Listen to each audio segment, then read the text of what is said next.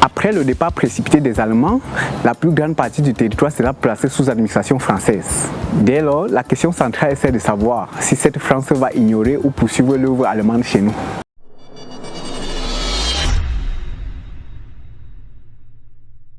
La France est un des pays les plus riches du monde alors qu'elle n'a quasiment aucune ressource sur ses terres.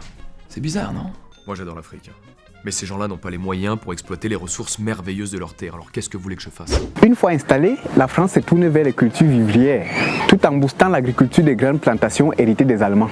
Le 31 décembre 1920, un commissaire français au nom de Bonnet-Carrère signe un arrêté qui rend obligatoire la pratique des cultures vivrières et l'élevage au Cameroun. Le devoir de l'administration coloniale ici est d'assurer la sécurité alimentaire, donner au pays une vie matérielle meilleure, augmenter leur pouvoir d'achat et élever leur standard de vie. L'agriculture doit produire un revenu décent aux agriculteurs.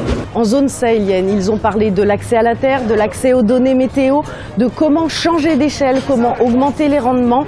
Et nous espérons que cette dynamique va à terme changer le quotidien des paysans du Sahel. Pour y arriver, elle va très vite imposer au village la construction des greniers de réserve. Veiller à ce que les quantités des cultures vivrières soient suffisantes pour couvrir les besoins des populations et leur santé. Parce que quand le producteur il est heureux, la production suit. Nous sommes dans l'esclavage, les planteurs du cacao. Nous sommes en prison.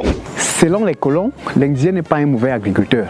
Bon, ça c'est vrai. C'est pourquoi le 22 juin 1921, ils vont créer par arrêté un organe consultatif en matière agricole. Il s'agit de la Chambre de commerce, d'agriculture et d'industrie du Cameroun.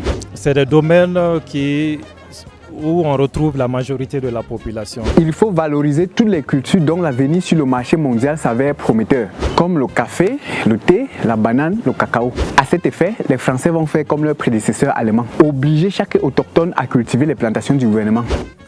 C'est très sauvage. Ce qui est bien avec cette politique, c'est d'avoir vulgarisé les cultures vivrières sur toute l'étendue du territoire national. Les régions du littoral et du sud sont restées des zones de cacao.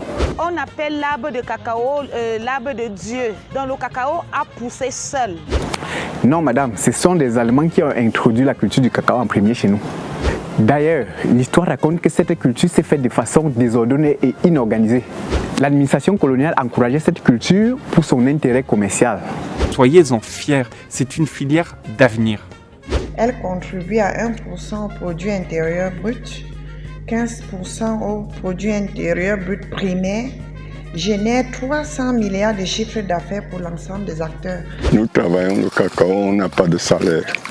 Au début, les fèves de cacao retrouvées à l'intérieur du pays provenaient des zones côtières. Les fèves retrouvées dans la laquier, par exemple, provenaient du pays Bassa. Il se dit que lorsque les États allaient au marché des Écarts, au retour, ils faisaient une sorte de hold-up sur les fèves de cacao qu'ils ramenaient dans leur village. C'est un putain de hold-up! Face à plusieurs hold-up sur le cacao, les autorités françaises vont décider de distribuer les cabosses aux chefs indigènes de la région d'Union et Sanaga entre 1919 et 1900. C'est comme ça que ça marche. Là où j'ai été élu, moi, à Ezeka, demandez comment ça s'est passé. Malchance.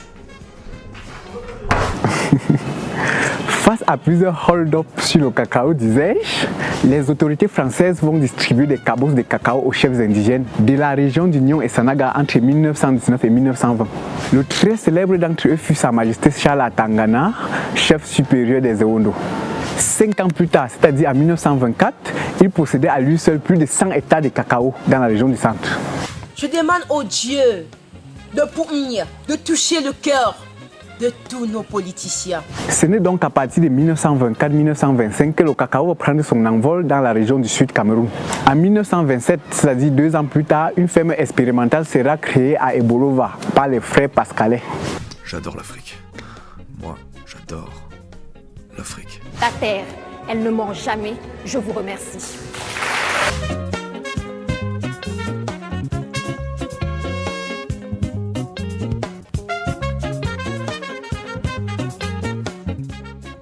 Chers agris, si cette vidéo vous a marqué, n'oubliez pas de vous abonner, liker, laisser vos avis en commentaire et surtout partager.